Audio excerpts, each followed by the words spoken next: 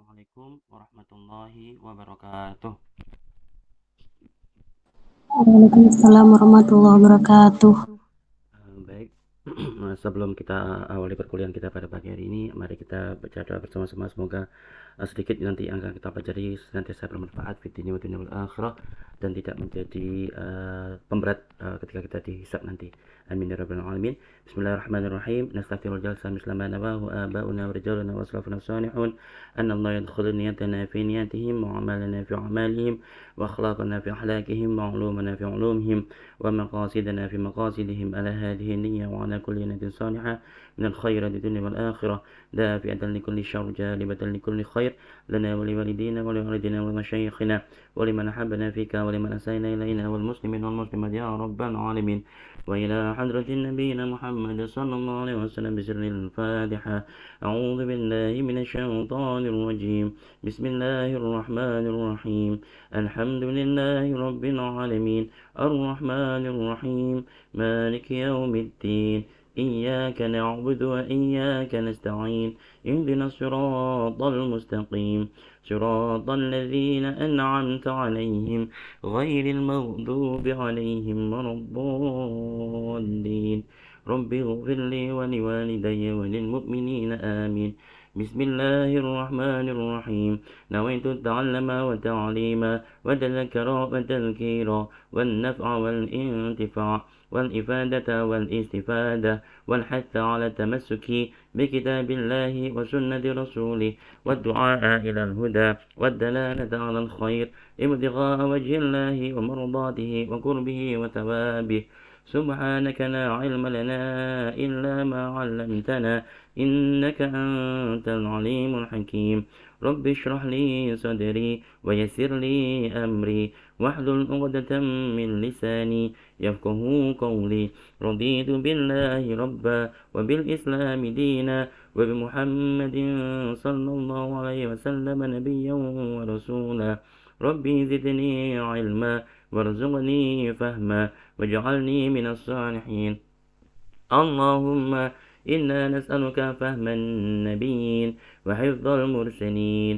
وإلهام الملائكة المقربين اللهم أغننا بالعلم وزينا بالحلم وأكرمنا بالتقوى وجملنا بالعافية برحمتك يا أرحم الراحمين اللهم اخرجنا من ظلمات الوهم وأكرمنا بنور الفهم وافتح علينا بمعرفتك وسهل لنا أبواب فضلك يا أرحم الراحمين اللهم إني أسألك علما نافعا ورزقا طيبا وعملا متقبلا اللهم إني استودعك ما علمتنيه فاردده إلي عند حاجتي ولا تنسنيه يا رب العالمين اللهم أرنا الحق حقا وارزقنا اتباعه وأرنا الباطل باطلا وارزقنا اجتنابه اللهم لا سهل إلا ما جعلته سهلا وأنت تجعل الحسن إذا شئت سهلا آمين آمين يا رب العالمين يا مجيب السائلين يا سميع يا بصير. Baik, mohon maaf tadi saya terlambat karena sedang mempersiapkan sesuatu. Maka untuk mempersingkat waktu, mari kita mulai. Jadi insya Allah untuk hari ini kita akan belajar tentang organisasi di level kimia, molekul, sel, jaringan, dan organ secara in silico. Ya, termasuk nanti ada praktikum sedikit tentang in silico, yang mana praktikumnya nanti insya Allah akan kita lanjutkan di pertemuan berikutnya. Ya, jadi insya Allah hari ini nanti praktikumnya lebih hanya pengenalan saja beberapa software database yang nanti akan teman-teman gunakan selama satu semester, terutama ketika teman-teman nanti membuat laporan praktikum. Ya, jadi kita nanti akan praktikumnya berkaitan dengan jaringan-jaringan atau sel-sel yang ada pada manusia dalam kondisi sehat. Ya. Tapi kita tahu bahwa di dunia nyata, ya, di dunia nyata itu kita tidak selalu bertemu dengan kondisi sehat. Kita seringkali akan dipaksa untuk bertemu dengan kondisi sakit. Ya. Entah itu kita sebagai peneliti maupun entah kita itu sebagai individu manusia. Ya. Oleh karena itu nanti akan kita tunjukkan selama satu semester ke depan, kita tunjukkan bagaimana di lab bagaimana bentuk atau bagaimana tampilan struktur-struktur atau jaringan-jaringan, baik itu sel maupun jaringan maupun mungkin nanti organ ketika dalam kondisi sehat tapi kita juga tahu atau kita juga harus tahu bagaimana tampilan mereka atau penampilan mereka ketika mereka nanti sedang berada dalam kondisi sakit. Karena memang di laboratorium kita terbatas untuk jumlah sampel, karena memang sangat sulit untuk memiliki sampel manusia itu, sehingga kita memiliki sampel-sampel berupa awetan, ya, jadi sampel yang nanti akan teman-teman amati di bawah mikroskop. Tapi kalau memang kita tidak punya sampel, nanti kita akan tambahkan dengan apa yang akan kita pelajari pada hari ini dan pada pertemuan berikutnya. Jadi insya Allah sampai pekan berikutnya, sampai pekan ketiga kita masih online, karena untuk pekan depan terutama kita full praktikum. Jadi saya mohon izin untuk pekan depan kita pakai mulai jam kuliah, yaitu mulai jam 7 kita start praktikum. Mohon teman-teman nanti sudah menyiapkan untuk pekan depan.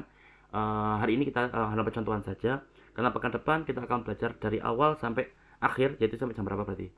Jam 7 sampai jam 8.40, 8.40 sampai jam 11.10 mungkin kalau nggak salah, atau berapa? Saya lupa.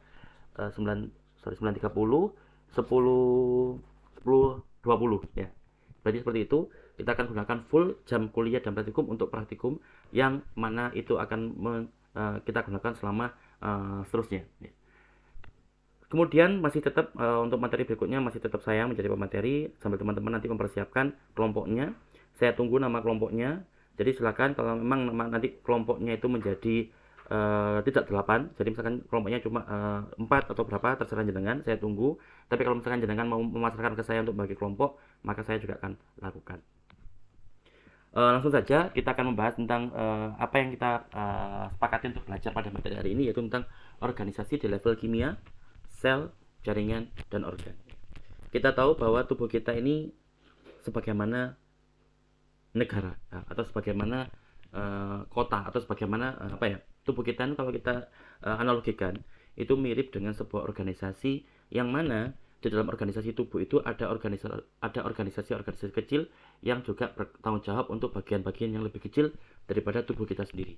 Jadi tubuh itu bagian yang sangat kompleks, maka di dalam tubuh itu ada organisasi kecil yang juga sangat sangat teratur, sangat disiplin dengan peranannya, sangat disiplin dengan tanggung jawabnya. Oleh karena itu kita yang punya tubuh yang besar ini, yang kompleks ini pun juga seringkali merasa sehat atau seringkali merasa oke, seringkali merasa tidak ada gangguan. Maka itu perlu kita syukuri. Kalau kita merasa sehat, berarti semua organisasi kecil yang ada di tubuh kita itu berjalan dengan semestinya. Tapi bila mana kita sakit, maka itu bisa dipastikan ada salah satu atau mungkin beberapa daripada organisasi kecil itu yang sedang tidak normal atau sedang dalam kondisi sakit. Maaf, jadi itu juga perlu kita syukuri. Seringkali kita hanya ingat ketika kita sakit, kita sering tiba-tiba menjadi suka berdoa kepada Allah, selalu ingat sama Allah dan sebagainya, tapi kita ketika sehat seringkali kita lupa. Jadi mari dengan kita belajar teori ini, belajar materi hari ini, kita harus mengubah hal itu ya, insya Allah.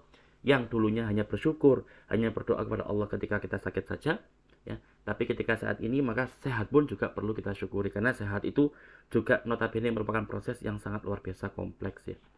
Ya seperti itu. Sebelumnya ada bagian yang terkecil. Kalau kita lihat bagian kita terkecil pasti atom, karena banyak ilmuwan yang mengatakan bahwa atom itu merupakan partikel terkecil di tubuh kita ya. Meskipun jadi atom itu kan ada proton dan neutron dan elektron. Tapi baru-baru ini ada ilmuwan juga yang berhasil mengidentifikasi ada partikel yang lebih kecil ya.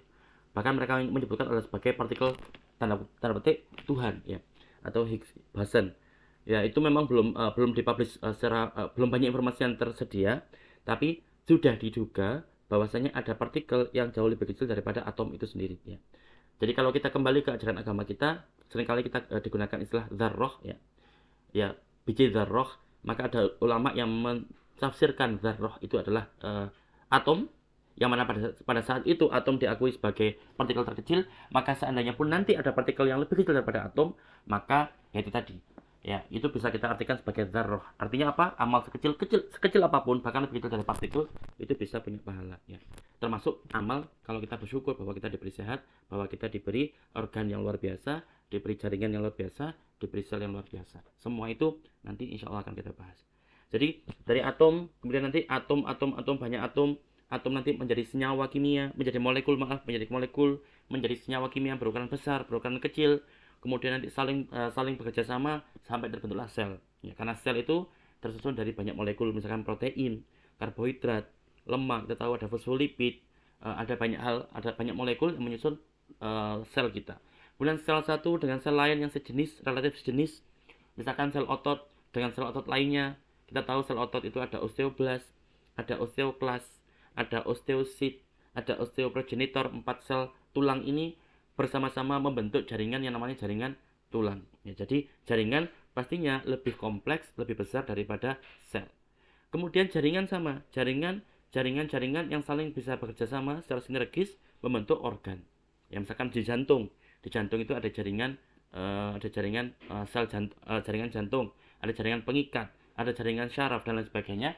Ada banyak jaringan sehingga terbentuklah organ yang disamakan sebagai organ jantung.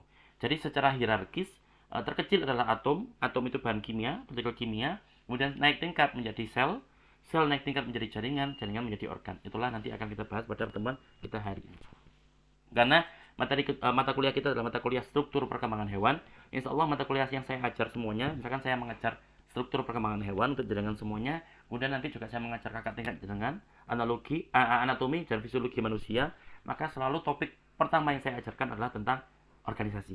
Karena ke depan semua itu akan berkaitan dengan organisasi di level kimia, sel, jaringan, dan organ. Apapun kita bahas sel pasti berkaitan dengan topik hari ini. Kita akan membahas tentang jaringan pasti berkaitan dengan materi hari ini, dan kita berbicara tentang organ pasti juga berkaitan dengan materi hari ini. Sehingga selalu saya awali dengan materi yang sama, yaitu organisasi di level kimia, sel, jaringan, dan organ. Baru nanti kita akan mengenai perbedaan ketika masuk materi yang kedua. Ya, jadi itu. Kemudian karena kalian saya adalah kalian di bidang bioinformatika, maka saya senantiasa berusaha untuk mengintegrasikan pengalaman ataupun pengetahuan saya tentang bioinformatika untuk membantu kita rekan-rekan sekalian belajar menggunakan mengajar biologi. Kita tahu teman-teman, mungkin teman-teman pernah mengalami ketika SMA dulu atau ketika semester 1, 2, dan 3 teman-teman belajar biologi itu seringkali hanya membayangkan. Ya oke, kita tahu gambarnya darah. Tapi apa gunanya darah yang seperti itu? Terus bagaimana itu bisa terjadi? Bagaimana itu bisa terbentuk? Nah, itulah nanti akan kita pelajari di mata kuliah struktur perkembangan hewan. Ya, bagaimana bentuk atau struktur itu selalu berkaitan dengan fungsi. Seringkali seperti itu, meskipun nanti terkadang ada fungsi yang mempengaruhi bentuk. Ya. Pada akhirnya dua-duanya atau pada akhirnya tidak ada hal satupun di dunia ini itu terutama dalam tubuh kita yang tidak berkaitan. Semua berkaitan. Kita jalan kaki, kemudian kaki kita menginjak misalkan paku. Ya, ketika paku itu paku yang neyeng, maka pertama kaki kita yang sakit, bagian kulit kita yang sakit, nanti masuk ke dalam syaraf juga, kemudian nanti masuk ke tulang kalau sampai paku tadi mengenai tulang. Meskipun yang terkena kaki, tapi karena saraf yang terkena, maka otak pun juga akan merasakan sakitnya. Seluruh tubuh akan merasakan sakitnya. Ketika nanti misalkan terkena infeksi, ya misalkan tetanus, ya maka tidak lagi hanya kaki yang terkena dampaknya, seluruh tubuh akan terkena dampaknya. Lagi-lagi itulah tubuh kita manusia, organisasi. Satu kena, yang lainnya kena. Satu sehat, insya Allah lainnya pun juga akan terkena dampak dari kesehatan itu. Satunya sakit, maka yang lain pun juga akan terkena pengaruh daripada sakit itu. Jadi lagi-lagi tubuh kita adalah organisasi. Oleh karena itu mari kita mencoba lebih kenal kepada tubuh kita, supaya lebih kenal kepada Allah Sang Pencipta tubuh kita, sehingga kemudian kita nanti akan menjadi biologis atau calon guru atau calon pendidik yang yang selalu mengaitkan. Jadi kita insya Allah nanti semakin pandai di bidang biologi, tapi kita juga harus selalu ingat bahwa sepandai-pandainya kita biologi, lagi-lagi itu kembali kepada Allah, yaitu zat yang memberikan kita sedikit ilmu dari Allah Subhanahu wa Ta'ala. Nah, dulu kita nggak seperti saat ini. Dulu kita belajarnya tidak secanggih saat ini. Teman-teman sekarang bisa, Pak, saya bingung tentang sistem pencernaan. Udah, kita tinggal buka YouTube. Maka akan ada banyak sekali video-video, baik video yang benar maupun video yang asal-asalan. Baik video yang harganya atau dibuat dengan budget yang puluhan juta bahkan ratusan juta, ada juga video yang dibuat hanya dengan PowerPoint, atau bahkan ada video yang dibuat hanya dengan menggunakan video HP. Semua itu dulu tidak ada. Sehingga dulu ilmuwan-ilmuwan zaman dulu kalau mau belajar tentang sistem pencernaan, tentang sel, tentang jaringan, mereka tidak bisa membuka YouTube. Apa yang mereka lakukan? Mereka mengembangkan sebuah ilmu cabang dari biologi. Lagi-lagi ini cabang dari biologi. Jadi biologi itu kalau kita anggap sebagai ibunya atau pangkal atau titik utama, ilmu utama ya. Payung besarnya. Jadi payung besar dari ilmu-ilmu yang berikutnya nanti akan kita bahas. Salah satunya adalah anatomi. Ya, jadi ilmu yang terdahulu mengembangkan ilmu yang namanya anatomi, yang mana anatomi itu kalau kita tinjau dari segi bahasa itu terdiri dari ana. Ya. Kata ana yaitu kata up, artinya up. Jadi ana itu up. Kemudian tomi itu merupakan proses memotong. Artinya, jadi ana itu ke atas, tomi itu proses memotong. Maksudnya apa? Jadi maksudnya kalau kita tinjau dari segi bahasa, maka anatomi itu merupakan proses pemotongan dari bawah ke atas atau atas ke bawah. Jadi dulu itu kan kalau para ilmuwan terdahulu itu kan mereka mau belajar tentang, misalkan mau belajar tentang kulit, maka mau nggak mau non sewu kulit misalkan dari hewan yang sudah mati atau mungkin bahkan dari jenazah yang sudah meninggal ketika perang itu mereka gunakan untuk penelitian, maka mereka akan potong kulitnya dari atas ke bawah sampai nanti diperoleh potongan-potongan yang kecil, yang mana dengan potongan-potongan yang lebih kecil tadi maka akan lebih mudah untuk mengamati, mempelajari kulit itu sendiri ya. Jadi setelah mempelajari potongan kulit tadi, mereka nanti akan mendapatkan pengetahuan, oh ternyata kulit itu secara umum adalah semacam ini. Itulah yang dulu mereka lakukan. Jadi mereka menggunakan ilmu, mengumpulkan ilmu atau mengoleksi ilmu itu dengan menggunakan memotong dulu. Jadi jaringannya dipotong. Atau bahkan kalau organnya dipotong. Karena mustahil pada saat itu belum ada mikroskop secanggih sekarang, belum ada teknologi seperti sekarang, maka yang hanya bisa dilakukan adalah memotong dan memotong dari yang besar menjadi kecil, dari yang tebal menjadi tipis, dari yang bercampur-campur dengan jaringan yang lain menjadi spesifik hanya membahas misalkan potongan hanya untuk jantung, potongan hanya untuk jaringan usus, potongan hanya untuk jaringan kulit dan sebagainya dan sebagainya. Oleh karena itu namanya adalah anatomi ya. Oleh karena itu kalau sekarang didefinisikan secara umum anatomi itu apa? Anatomi adalah sebuah atau cabang sains atau cabang ilmu pengetahuan yang mana mempelajari tentang struktur badan atau struktur tubuh manusia maupun hewan lain ya. Karena kita mempelajari tentang hewan, maka hewan lain pun juga sama. Struktur tubuh hewan dan juga hubungan antara struktur-struktur tadi. Ada struktur yang membentuk tulang, struktur membentuk tulang. Ada strukturnya jaringan kulit, ada strukturnya jaringan otot, ada strukturnya jaringan saraf. Dan antara jaringan satu sama lain tidak pernah terpisahkan. Iya, kalau memang kita baca di buku, itu akan seolah-olah dipisah. Ada satu bab khusus membahas tentang jaringan tulang. Ada satu bab khusus membahas tentang jaringan otot. Tapi pada akhirnya, mereka semuanya adalah berkaitan, berhubungan, bersinergis. Oleh karena itu, di anatomi, itu pun juga dibahas. Jadi bagaimana struktur itu menyusun suatu tubuh, dan bagaimana pula antar satu struktur dengan struktur yang lainnya, itu saling bersinergi. Jadi itulah yang dipelajari di mata kuliah atau oleh para ilmuwan yang bekerja di bidang anatomi. Ya, kayak tadi saya sebutkan, awalnya dulu anatomi itu dipelajari dengan cara apa? Dengan cara dipotong. Ya, jadi saling memotong jaringan kulit, memotong jaringan tulang, memotong jaringan saraf, semua dipotong lagi-lagi semata-mata untuk mendapatkan potongan yang lebih kecil yang secara logis hal itu akan membuat proses pembelajaran menjadi lebih mudah. Ya, ini arti daripada dissection sendiri, insya Allah sudah sama. Ya.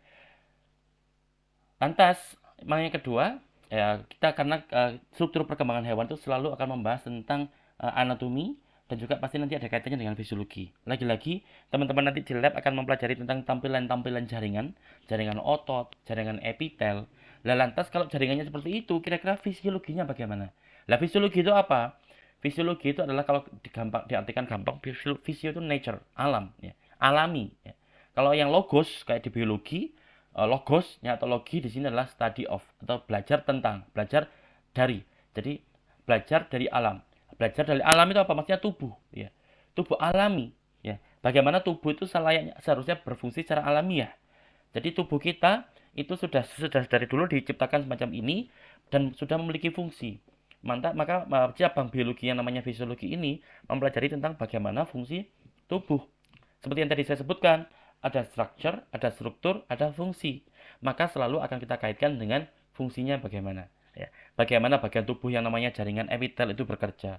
Bagaimana jaringan jaringan tulang itu bekerja. Oh, ternyata karena tulang seperti ini, karena strukturnya adalah seperti ini. Mengapa kok tulang berfungsi sebagai jaringan penyokong tubuh? Oh, karena memang tulang itu memang strukturnya itu keras, tersusun atas banyak mineral, hidroksiapetit, ada kalsium dan lain sebagainya.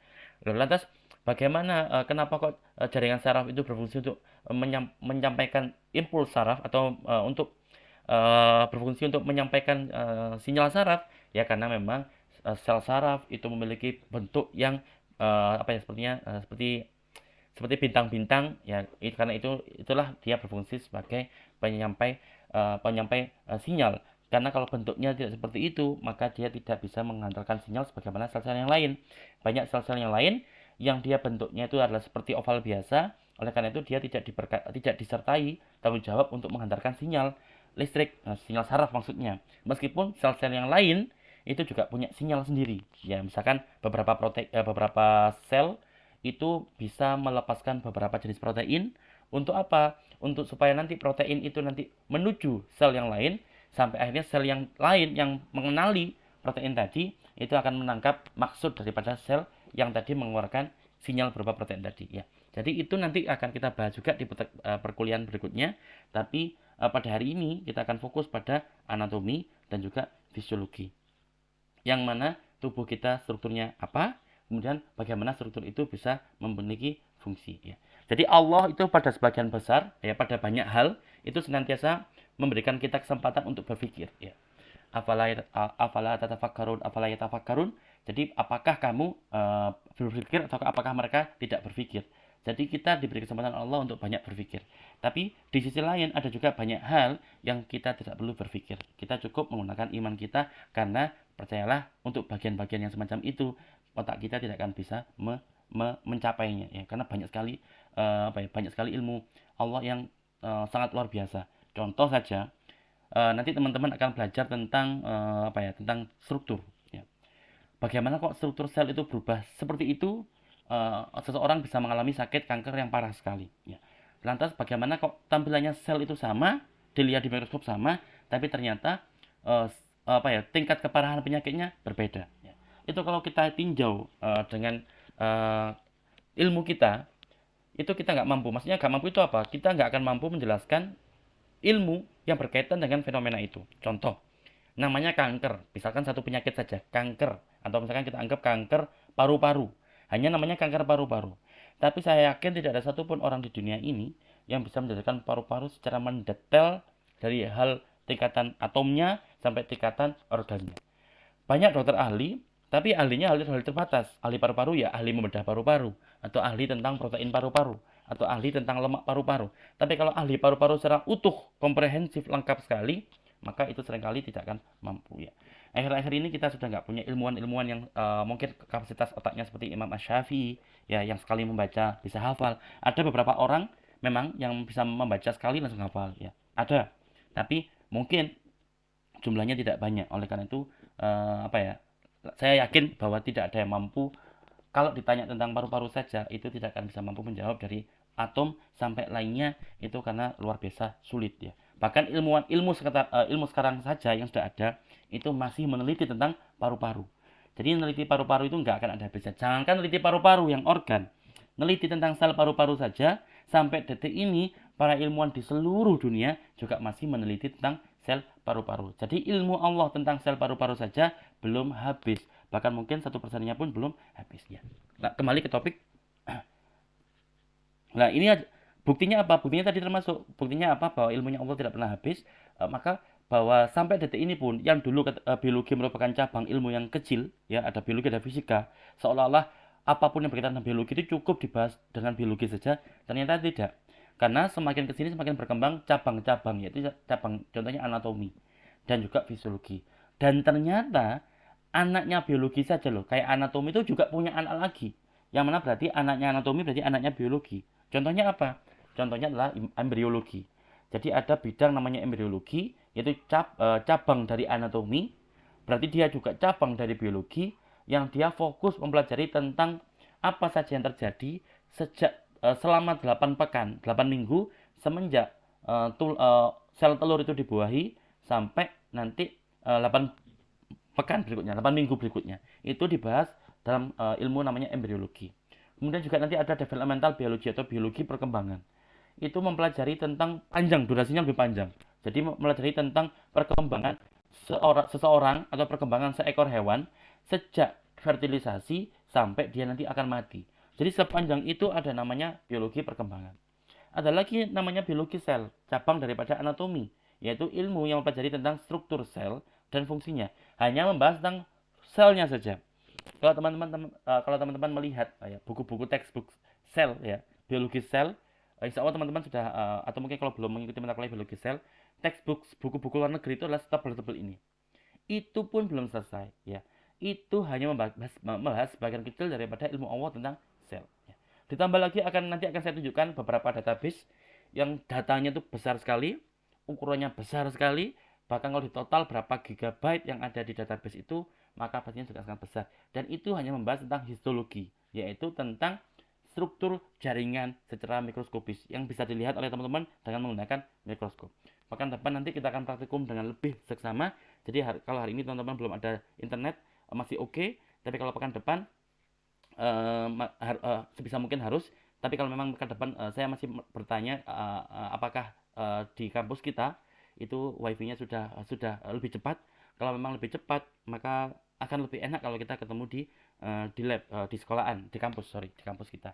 Supaya saya nanti bisa berkeliling untuk mengamati bagaimana teman-teman ketika berpraktikum untuk materi kita itu. Ya. Saya masih menunggu apakah sudah selesai proses pembangunannya dan bagaimana apakah sudah sangat cepat atau tidak. Lanjut ke growth anatomy. Ya, maka growth anatomy ini cabang daripada anatomi yang mempelajari tentang struktur jaringan tanpa memerlukan mikroskop. Jadi seandainya ada yang bisa diamati dengan tanpa mikroskop, maka itu masuk kategori growth anatomy. Kemudian systemic anatomy, yaitu struktur atau specific system di tubuh kita, seperti sistem saraf ataupun sistem respiratori yang juga bisa diamati baik menggunakan mikroskop maupun yang lainnya. Kemudian juga nanti ada imaging, ya imaging anatomi. Lagi-lagi dulu ilmuwan-ilmuwan belajar itu dengan cara dipotong, tapi saat ini tidak perlu lagi dipotong, bahkan tidak perlu dibunuh sampelnya. Jadi seandainya pun belajar tentang manusia itu sudah sangat umum, cukup dengan menyuntikkan zat pewarna tertentu atau zat pengontras, kemudian nanti seseorang itu langsung dimasukkan di sebuah kayak ruangan gitu, maka di ruangan itu nanti akan diamati bagian dalam tubuhnya tanpa perlu dimatikan seperti dulu, tanpa perlu dipotong seperti dahulu. Jadi sekarang berkembang ilmu-ilmu baru, cabang-cabang anatomi yang untuk belajarnya tidak lagi memerlukan proses yang seperti dulu sangat kompleks, bahkan sampai melibatkan proses pembunuhan ya.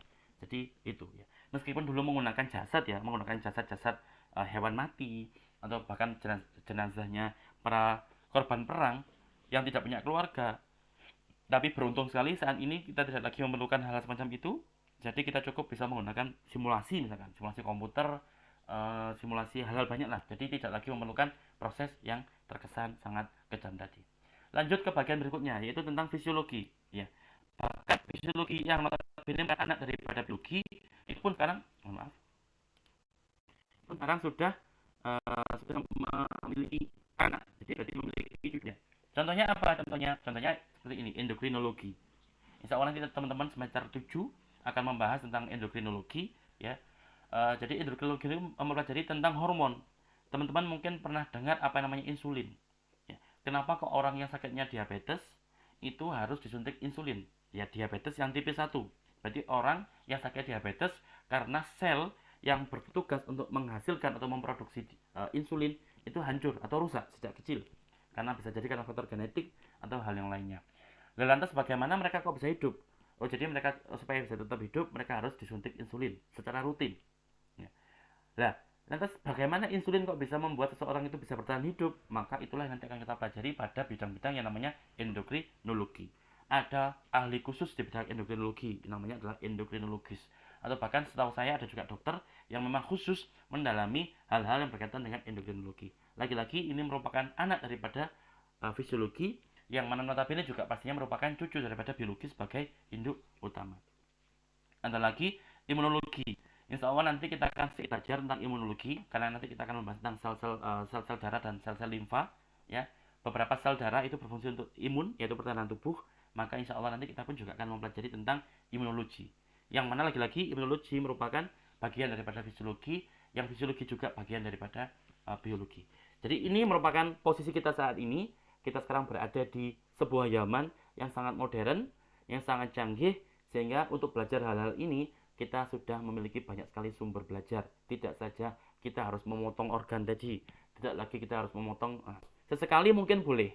Misalkan kalau kita nanti riset tentang efek sebuah jamu untuk organ tertentu, maka mau nggak mau kita harus membedah, karena itu data yang khusus, data yang hanya bisa diperoleh bila mana kita memberikan tikus itu ekstrak jamu tertentu.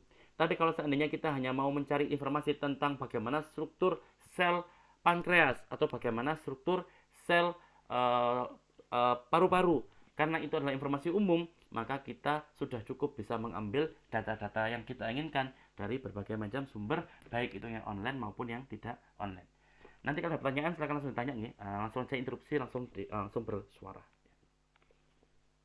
Nah, tapi sebelum itu saya ingin mari kita ingat kembali bahwasanya kita ini manusia, mamalia, yang dianggap mamalia yang luar biasa, yaitu makhluk mamalia yang sangat sempurna, ya, karena levelnya level tertinggi. Bahkan kalau teman-teman belajar tentang ilmu evolusi atau teori evolusi, maka semua teori evolusi meyakini bahwa manusia itu merupakan makhluk tertinggi, ya, makhluk yang tingkat evolusinya tertinggi, tersempurna. Jadi tidak ada bedanya antara mereka-mereka yang non muslim dengan kita yang muslim maupun dengan orang-orang yang tidak punya agama. Insya Allah dalam konteks ini semuanya sepakat bahwa manusia itu berada di titik tertinggi makhluk, ya. Jadi manusia makhluk yang tertinggi. Bedanya apa? Bedanya hanya di awalan. Bagaimana manusia itu terbentuk. Kalau kita orang muslim sudah sepakat bahwa manusia itu pertama adalah Nabi Adam, kemudian Nabi Adam nanti meneruskan kepada anak-anaknya melalui proses namanya ya tadi fertilisasi, kemudian nanti akan ada diferensiasi sel sampai nanti terbentuklah anak bayi nanti muncul menjadi semakin tumbuh menjadi anak remaja nanti menjadi dewasa menjadi tua dan meninggal lagi. Tapi selama proses itu prosesnya adalah sama. Jadi sel telur dibuahi dan seterusnya.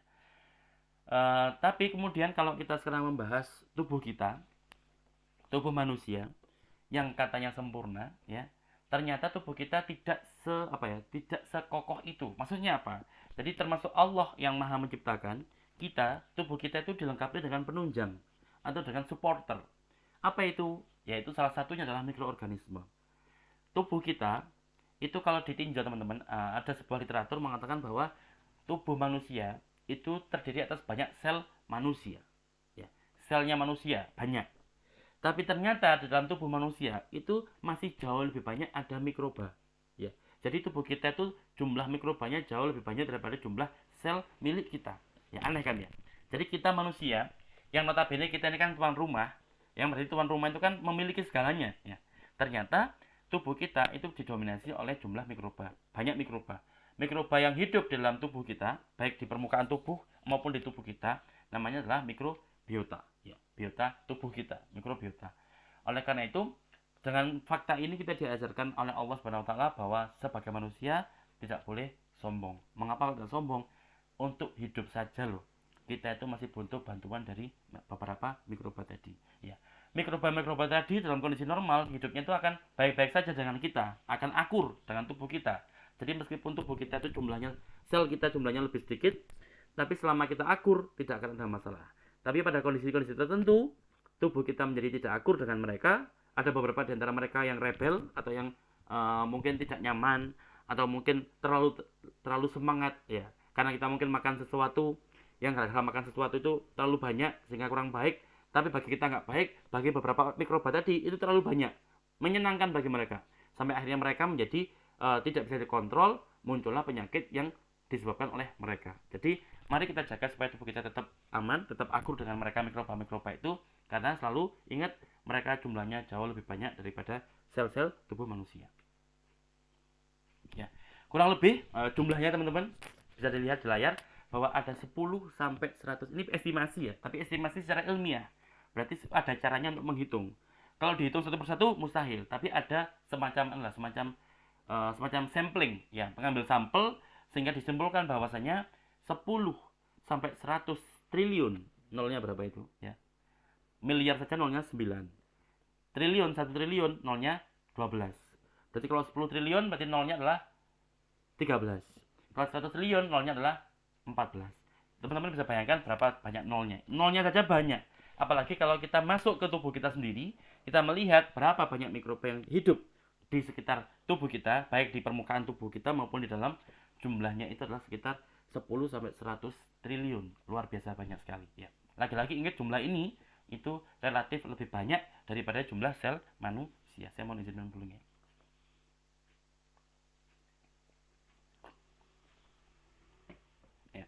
Jadi jumlahnya lagi-lagi banyak. Dan di antara bagian-bagian tubuh kita yang paling banyak terdapat mikroba adalah non sewu kulit kita. Pasti kulit, karena kulit itu terpapar oleh lingkungan luar, seringkali terpapar oleh cahaya di luar, oleh udara di luar, oleh banyak hal yang ada di luar tubuh kita. Maka tidak mengherankan kalau seandainya di luar permukaan kulit kita itu banyak sekali terdapat mikroba. Banyak di antara mereka mikroba yang baik. Buktinya apa? Buktinya tidak setiap hari kita sakit kulit, tapi juga ada nanti mungkin beberapa tamu yang tidak diundang, tamu mikroba ini yang datang, kemudian kita menjadi misalkan non sewu terinfeksi. Misalkan muncul ketika teman-teman terluka, misalkan ketika ada yang terluka karena main sepak bola atau luka karena melakukan hal lain, misalkan lagi memasak teriris, maka teririsnya kulit kita itu menjadi peluang untuk mereka-mereka mikroba-mikroba yang tidak diundang itu datang ke tempat itu nanti sehingga munculkan infeksi. Na'udzubillah min dzalik. Ya. Kemudian mulut juga sama. Mulut kita sering masukkan makanan dari luar tubuh kita masuk ke tubuh kita. Maka tidak heran kalau di mulut kita itu juga banyak mikrobanya. Kemudian di usus, karena tadi kita makan di mulut, maka nanti ujung-ujungnya adalah di usus. Maka kalau di mulut banyak mikroba, di usus pun juga akan banyak mikroba. Hidung juga sama. Hidung juga seringkali terpapar oleh udara dari luar. Udara dari luar itu bisa jadi dia terkontaminasi oleh asap kendaraan bermotor, atau bahkan terkontaminasi oleh udara-udara dari tempat sampah. Dia mungkin juga terkontaminasi oleh asap-asap perusahaan dan lain sebagainya. Maka tidak heran hidung kita juga merupakan tempat atau bagian di tubuh yang banyak terdapat mikroba. Lagi-lagi ingat teman-teman, mikroba ini selama dia akur dengan tubuh kita, selama dia akur dengan sel-sel tubuh kita, maka dia kebanyakan justru bermanfaat bagi hidup kita. Bahkan hidup kita manusia juga seringkali tergantung pada mereka. Dalam konteks apa? Dalam konteks interaksi. Seringkali mereka berfungsi untuk tertentu, membantu kita, dan seringkali kita yang mendapatkan manfaatnya. Sebaliknya, kadang-kadang tubuh kita itu memberikan manfaat bagi mereka, mereka yang mendapatkan manfaatnya. Jadi saling memberikan hubungan timbal balik. Dan termasuk juga di sel-sel kelamin kita ya. Termasuk di bagian kelamin itu karena non sewu itu tempat pembuangan ya, tempat pembuangan kotoran-kotoran kita. Kemudian dia juga mudah terpapar oleh udara luar ya. Karena dia letaknya itu dari luar terekspos. Oleh karena itu, mari kita menjaga juga sering-sering mengganti non sewu pakaian dalam, kemudian sering-sering bebersih dan sebagainya. Karena bagian-bagian tadi hidung, usus, mulut, kulit dan alat kelamin kita itu seringkali terkontak dengan dunia luar, yang mana itu berpotensi untuk mengundang beberapa mikroba yang bukan mikroba asli tubuh kita ya. Jadi kalau mikroba asli tubuh kita, mikroba yang memang tinggal di tubuh kita sejak lama, tidak masalah. Tapi ketika datang tamu baru, yang tamu baru itu bisa jadi akan merusak keharmonisan hubungan antara mikrobiota tubuh kita dengan tubuh kita, maka yang muncul adalah penyakit ya. Jadi itulah fakta yang terjadi. Sangat rawan tubuh kita. Gambaran saja bahwa 400 sampai 1000 spesies. Ingat ini spesies ya. Jadi ini jenisnya. Jadi kalau misalkan saya contoh saja, kalau kita belajar di kelas, dan di kelas itu ada kita manusia dan ada kambing misalkan nun sewu, maka hanya ada 2 spesies. Meskipun manusianya itu ada 100, kambingnya ada 2000. Tapi kalau kita ngomong spesies atau jenis itu hanya 2, yaitu spesies manusia dengan kambing. Nah sekarang di saluran pencernaan normal kita saja itu jumlah spesies mikrobiotanya itu adalah 400 sampai 1000. Kita ngomong spesies, bukan ngomong jenisnya.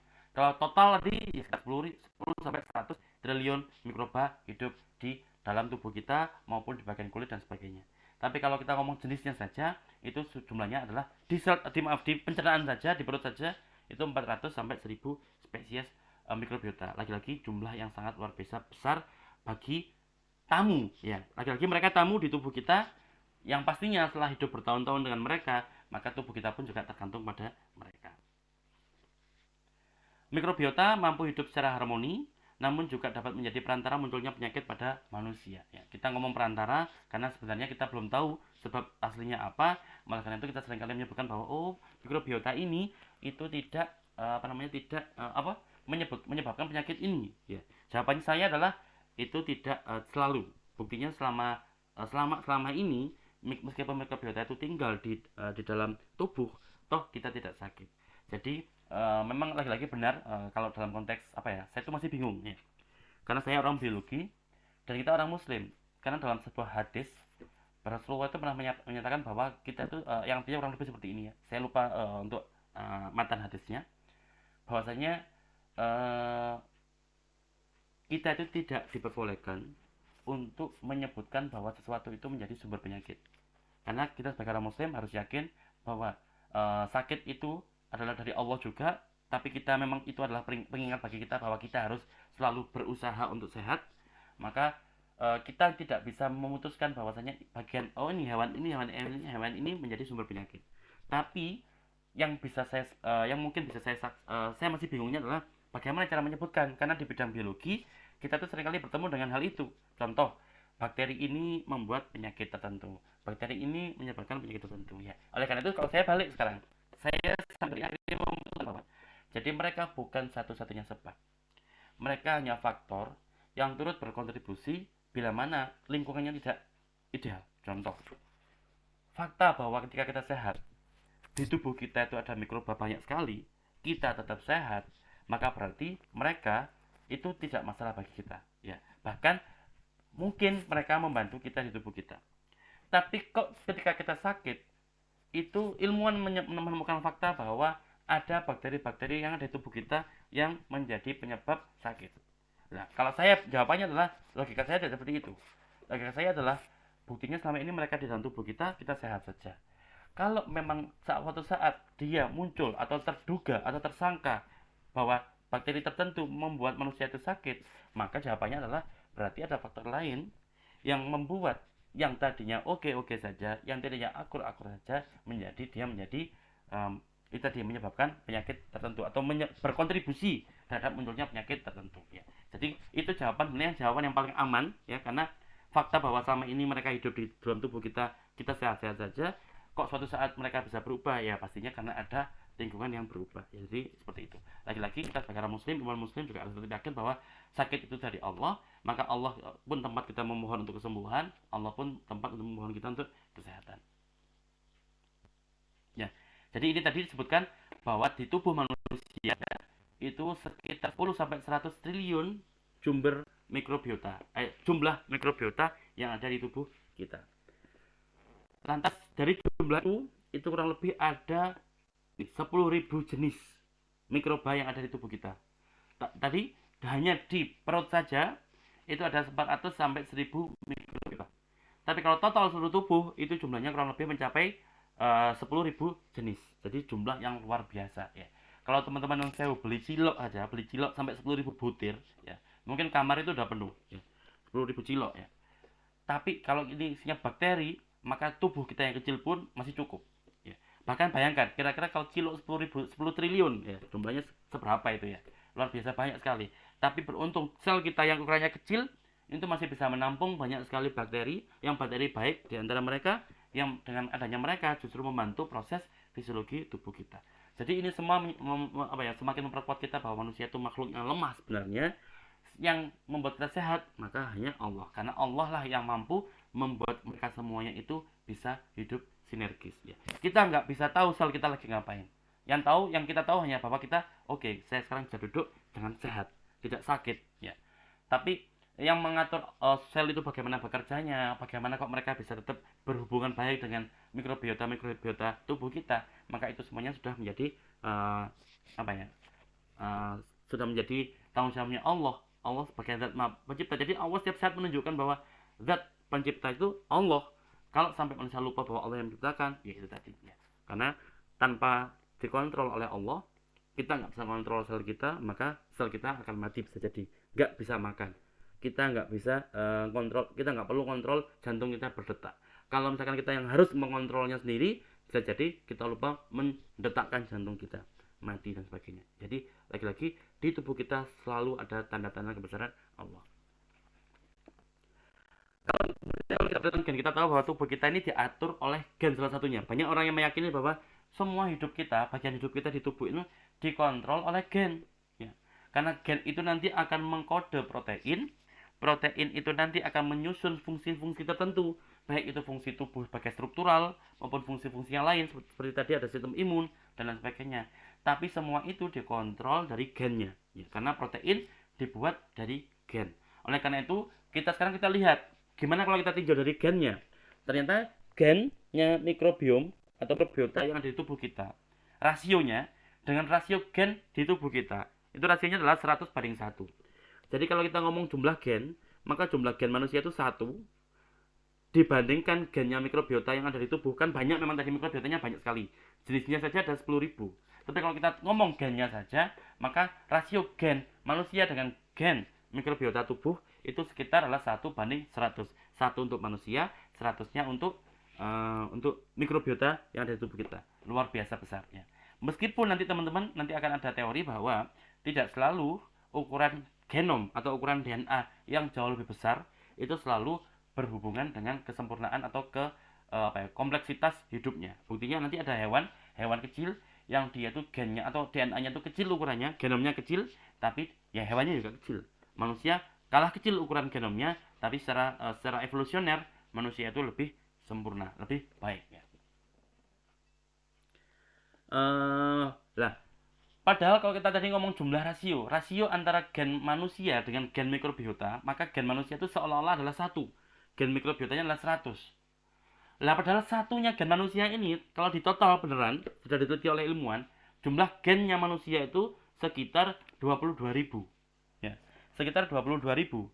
Berarti kalau kita kalau 22.000, maka jumlah gennya mikrobiota itu sekitar 2.200.000 karena adalah 100 kali lipatnya. Ya. Jadi betapa kaya genom, betapa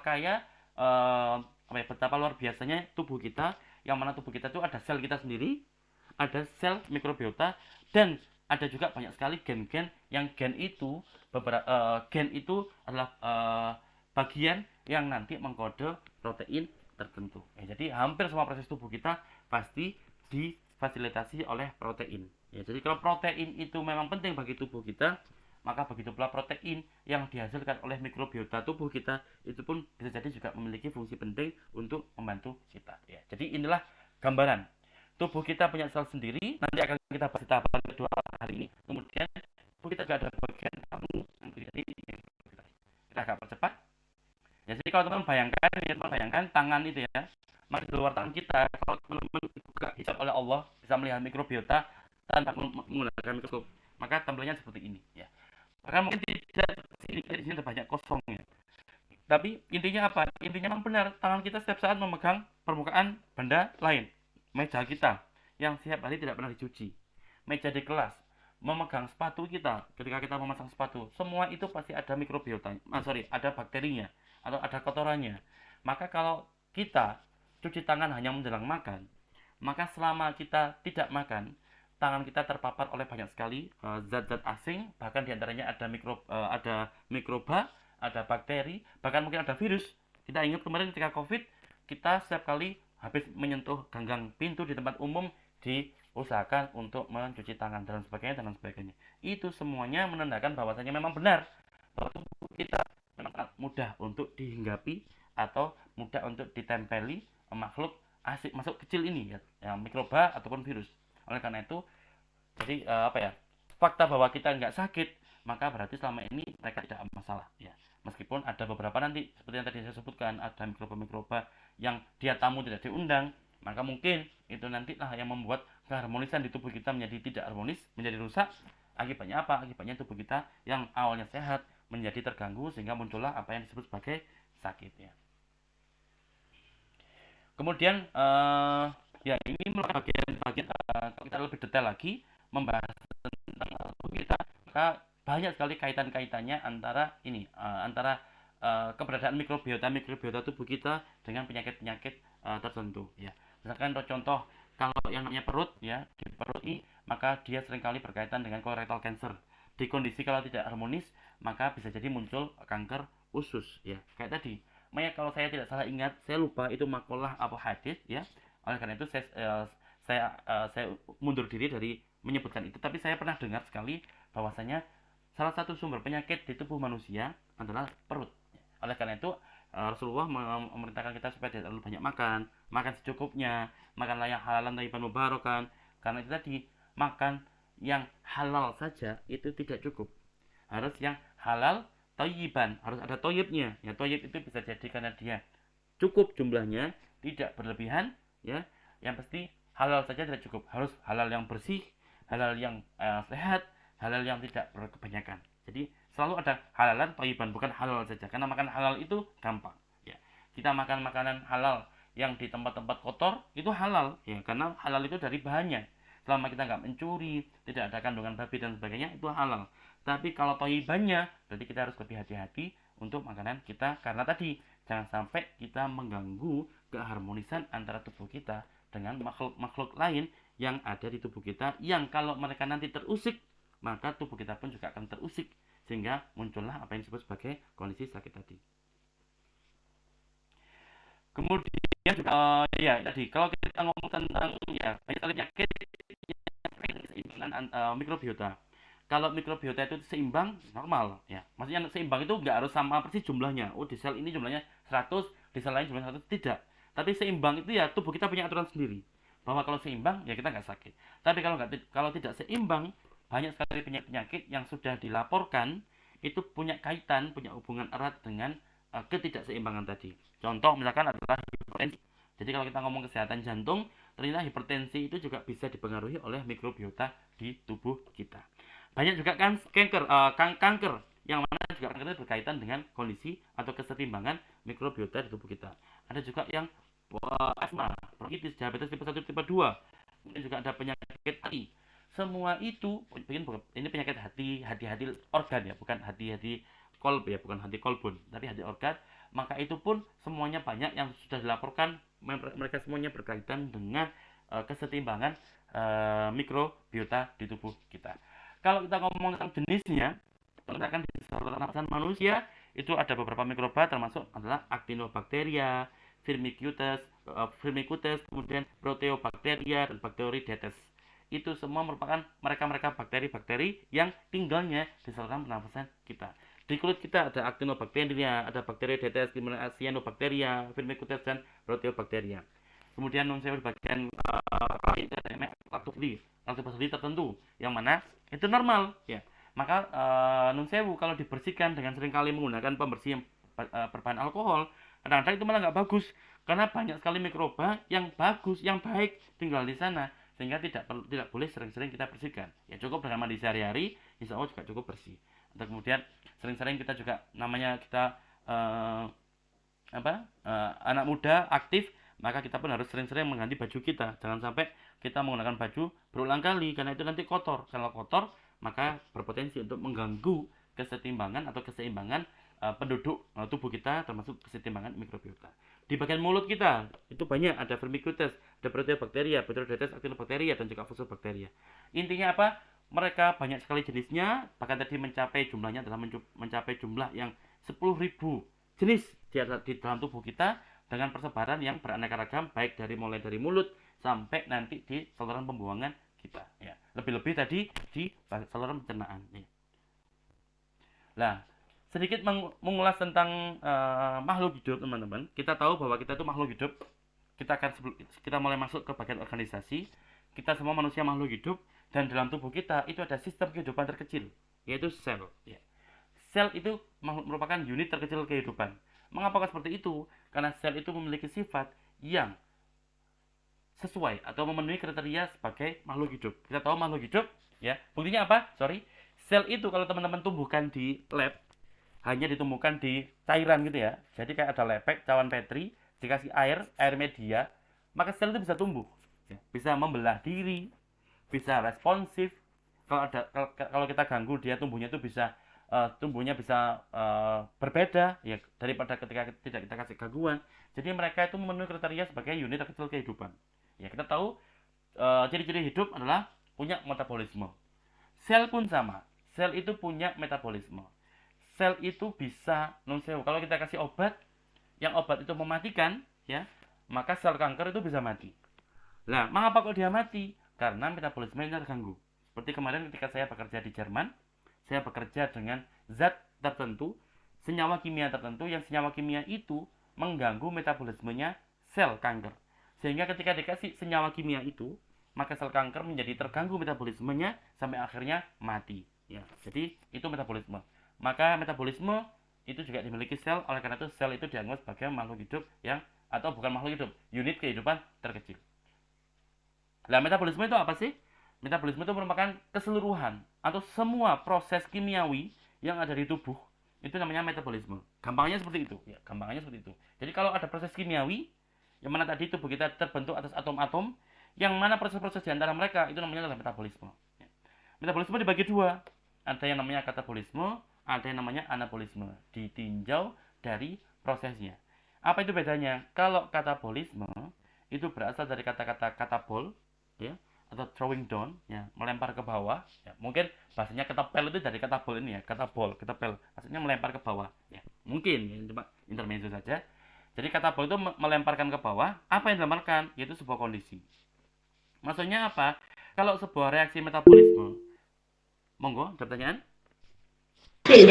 Mohon maaf Bapak, sudah lebih dari 1 jam. Oh, masih Kan lanjut, tadi, ya? oh iya Pak. Google Meet-nya nggak masalah, ya?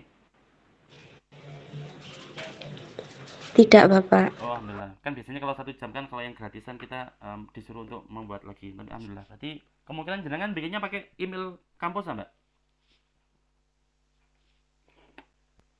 Ngoten gitu. Gimana? Gimana masalah? Yang penting itu, Mbak. Seandainya kalau saya takutnya kalau setiap 1 jam kita bikin lagi, maka daripada saya ngomong sendiri. Karena beberapa kali saya ngomong sendiri, karena saya nggak tahu bahwa jenengan semuanya sudah live, karena harus membuat link baru. Baik, kalau memang tidak seperti itu, alhamdulillah kita lanjutkan lagi. Terima kasih. Jadi kalau katabolisme itu dipecah. Jadi teman-teman, di tubuh kita itu ada proses pemecahan. Di tubuh kita ada molekul. Molekul itu apa? Nanti kita tunjukkan videonya di akhir. Maka molekul itu berarti dipecah. Molekul yang ukurannya besar dipecah menjadi lebih kecil. Maka nama reaksinya apa? Nama reaksinya adalah katabolisme. Jadi katabolisme merupakan proses pemecahan senyawa kimia yang kompleks menjadi yang lebih kecil. Ya. Contohnya apa? Contohnya adalah seperti ini. Teman-teman makan makanan, bahan makanan itu sebenarnya kompleks sekali bahannya. Kayak misalkan teman-teman makan roti itu mengandung banyak senyawa-senyawa kimia yang sangat kompleks, yang mana nanti masuk ke tubuh kita akan dipecah-pecah selama proses pencernaan. Dipecah-pecah untuk apa? Untuk menjadi komponen-komponen atau senyawa-senyawa yang lebih sederhana. Contohnya apa? Asam amino.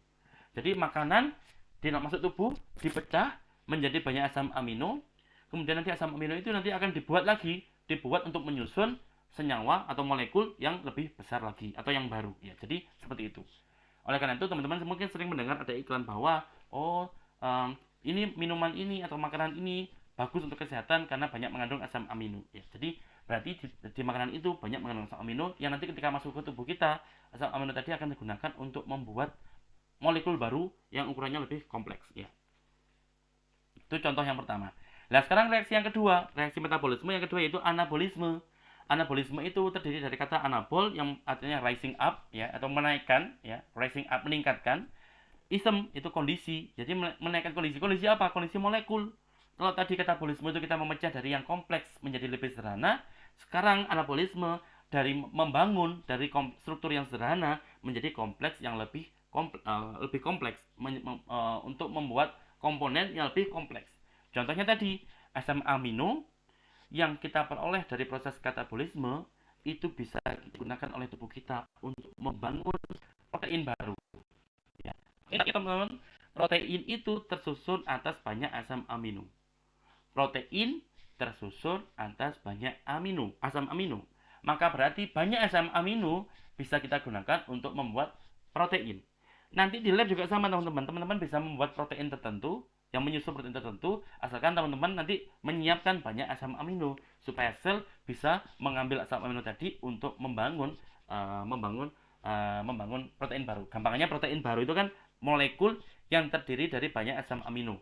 Maka kalau asam amino itu kita analogikan dengan batu bata, maka rumah kita itu adalah proteinnya, dan batu batanya adalah asam aminonya. Berarti untuk membangun rumah itu perlu batu bata untuk menyusunnya, ya seperti itu. Jadi itu hanya analogi sederhananya saja. Kemudian nanti protein-protein tertentu itu nanti akan disusun lagi membentuk organ, ya. Jadi terus makanya tadi disebut sebagai organisasi di tubuh. Jadi insya Allah kalau untuk metabolisme aman gitu teman-teman. Jadi insya Allah nanti pun insya Allah sambil jalan teman-teman akan saya tunjukkan database yang khusus mencantumkan data-data metabolisme di tubuh kita. Jadi nanti ketika kita membahas tentang sistem metabolisme, ya, kita akan belajar tentang database metabolisme yang kalau teman-teman nanti tertarik untuk mendalami bidang itu nanti di kemudian hari, maka teman-teman bisa gunakan database yang akan saya tunjukkan nanti. Bukan nanti hari ini, nanti berikutnya. Karena hari ini nanti kita akan fokus pada database protein. Jadi maksudnya apa? Maksudnya nanti teman-teman setiap kita belajar biologi, karena kalau kita belajar struktur saja pasti teman-teman nanti akan ngambang imajinasinya. Oleh karena itu perlu kita selalu lengkapi dengan gambar-gambar yang dengan gambar itu insya Allah akan membuat kita menjadi lebih paham atau menjadi lebih mudah paham, ya. Jadi sekarang kita sudah membahas tentang metabolisme. Ada katabolisme, ada anabolisme. Katabolisme itu berarti menghancurkan dari yang kompleks menjadi lebih sederhana, seperti protein dihancurkan jadi asam amino banyak, ya, banyak asam amino. Kemudian sebaliknya nanti ada anabolisme, adalah membangun, itu anabolisme, yaitu asam amino yang tadi diperoleh sudah dipecah, bisa kita gunakan untuk membuat protein yang baru, ya. Jadi khas yang kedua dari makhluk hidup yaitu responsif. Maka karena sel dianggap sebagai makhluk hidup terkecil, maka sel pun juga responsif. Kalau teman-teman nanti misalkan menumbuhkan sel, jadi sel itu bisa ditumbuhkan di cawan Petri, ya, di lab misal, di lab. Kemudian dia tumbuhnya sudah penuh, ya, jadi dia tumbuhnya sudah full. Maka kemudian teman-teman kasih kasih gesekan. Jadi teman-teman misalkan gunakan seperti pisau gitu ya, ataupun bukan pisau, itu misalkan ujungnya kacamata ini, teman-teman gesekkan di tengah-tengahnya kumpulan sel tadi.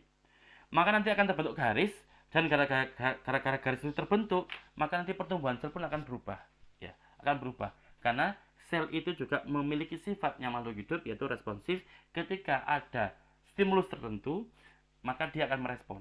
Sebagaimana makhluk hidup tubuh kita pun juga memiliki kemampuan untuk merespon perubahan, ya. Ada perubahan suhu, kita akan merespon menggunakan menggunakan jaket. Sebagaimana contoh ini, kalau ada sesuatu di tubuh kita di bagian dalam, biasanya kita tiba-tiba mengalami demam, ya. Demam itu apa? Demam itu merupakan tanda dari tubuh kita bahwa ada yang nggak baik-baik saja di tubuh kita. Maka ketika demam, secara otomatis biasanya kita akan mungkin mencari obat, atau mungkin mencari dokter, atau mungkin cukup nambah istirahat saja. Yang awalnya mungkin kerjanya lembur terus menjadi hari ini aku sudah demam, aku mungkin tidur saja. Baru kalau sampai besok aku belum sembuh, aku baru ke dokter. Tapi intinya apa? Bahwa ada perubahan di tubuh kita, ada demam. Demam terjadi karena mungkin tubuh kita itu ada infeksi tertentu, atau mungkin karena kecapean tertentu, maka tubuh kita akan merespon bahwa aku mungkin kecapean, aku tak tidur saja, siapa tahu besok sudah membaik. Atau kok sudah 2 hari aku tidur tok, nggak sembuh-sembuh, maka mungkin aku demam gara-gara ada infeksi yang lainnya. Jadi itu menunjukkan bahwa kita responsif, ada perubahan di tubuh kita, tubuh kasih tanda ke kita, kemudian kita akan merespon bahwa apakah aku harus ke dokter, ataukah aku harus ke dokter atau ke rumah sakit, atau hanya sekedar untuk istirahat saja cukup. Jadi banyak cara untuk merespon itu. Atau juga ini, seandainya ada suara yang keras sekali, ya, misalkan kita lagi jalan di tepi jalan, tiba-tiba dari belakang kita terdengar suara rem yang luar biasa, cit, keras sekali, ya, atau apalah suaranya, misalkan bel, yang mana hal itu otak kita mendengar, telinga kita mendengar, kemudian akan mengirimkan sinyal ke otak kita, secara respon kita bahwa kemungkinan dia mendadak ngebel itu dia akan menabrak kita. Maka otomatis kita akan menyuruh kepala kita untuk menoleh ke belakang, dan sambil kalau memang jawabannya adalah benar bahwa itu memang akan menabrak kita, maka otomatis kita akan lompat, ya. Normalnya seperti itu. Lagi-lagi hal ini merupakan tanda bahwa kita makhluk hidup, dan sel pun juga punya sifat itu. Lagi-lagi itulah yang membuat sel itu mampu atau dianggap sebagai unit terkecil kehidupan, ya. Sedangkan unit-unit terkecil di bawahnya sel, misalkan nanti kita ngomong protein, kita ngomong DNA, itu tidak memenuhi kriteria yang dimiliki oleh sel, sehingga DNA, protein, RNA itu tidak dianggap sebagai unit kecil kehidupan, tapi mereka bahan untuk membangun kehidupan yang terkecil. Karena untuk jadi sel perlu protein, untuk bisa membuat sel perlu asam amino, untuk membuat sel perlu DNA, untuk membuat sel perlu organel-organel yang lainnya. Tapi mereka semuanya, organel dan lain sebagainya, itu tidak bisa dianggap sebagai unit kecil kehidupan karena mereka tidak memiliki, ada metabolisme yang mereka memiliki, tapi untuk responsif ya itu tadi banyak, minimal mereka tidak bisa bisa hidup sendiri, ya nggak bisa. Kalau ditumbuhkan ke sel, kita tumbuhkan di lab, mereka tidak bisa bereproduksi, baik itu membelah diri maupun yang lainnya. Oleh karena itu, kenapa kok sejauh ini sepemahaman saya unit terkecil kehidupan itu masih sel. Seandainya nanti mungkin ditemukan ada yang lebih kecil dari sel, ya, maka mungkin ilmu akan berubah. Tapi sepengetahuan saya sampai hari ini tanggal 26 September itu masih sel yang dianggap sebagai unit terkecil kehidupan. Nah, juga sama, beberapa sel, kita kan di tubuh kita ada banyak sekali jenis sel. Ya, banyak sekali jenis sel. Ya, mas, sel itu beda sel, beda jenisnya, beda juga cara merespon terhadap perubahan itu, terhadap lingkungan itu. Sebagai contoh, sel saraf kita. Sel saraf kita itu akan merespon stimulus, ya. Kalau ada stimulus, ada perubahan kondisi di tubuh kita, maka sel saraf itu akan merespon dengan cara apa? Dengan cara memproduksi sinyal elektrik yang dianggap atau yang kita kenal dengan istilah impuls saraf. Ya. Jadi impuls saraf itu merupakan bentuk respon dari sel saraf ketika ada kondisi yang memang memerintahkan dia untuk memproduksi impuls saraf. Sel yang lain, misalkan sel otot, ya, sel-sel otot itu merespon stimulus yang dia terima untuk apa? Untuk berkontraksi, untuk menegang. Sehingga dengan tegangan itu dia akan menarik sesuatu yang dia ikat. Contohnya apa? Contohnya tulang, ya. Jadi kalau ada sel-sel otot diperintahkan untuk berkontraksilah atau mengeraslah atau meneganglah, maka otot tadi akan menarik tulang-tulang yang berikatan sama dia sehingga terjadilah pergerakan tulang. Yang tulang tadi bergerak terlihat dari luar kita sebagai pergerakan tubuh kita. Jadi kita seperti seolah-olah kita itu wayang yang digerakkan oleh otot-otot kita bersama dengan kerangka yang bertempel atau yang menempel dengan otot tadi. Saya izin dulu.